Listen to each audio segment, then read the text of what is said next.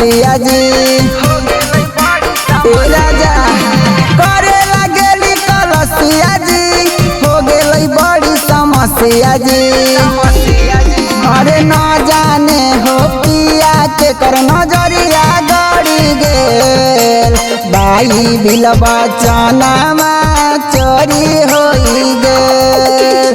न जाने हो पिया के कर नजरिया गड़ी गेल, बाई बिलबा चनामा चोरी होई गेल।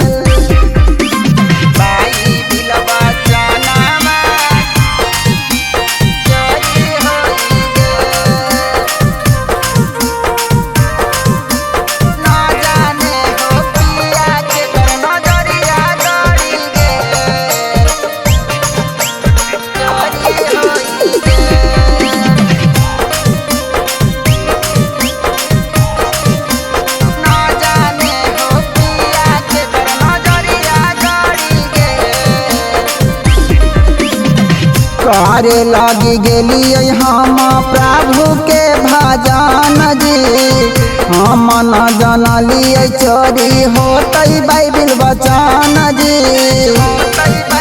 ए राजा करे लगी गेलिए हम प्रभु के भजन जी, हम न जनलिए होतै चोरी बाइबिल वचन जी। आज कोढ़ी फुट जाए चोरई के जे चोर,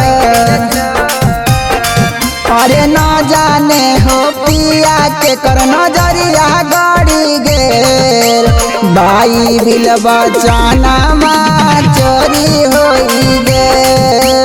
न जाने हो पिया के कर नजरिया गड़ी गेल।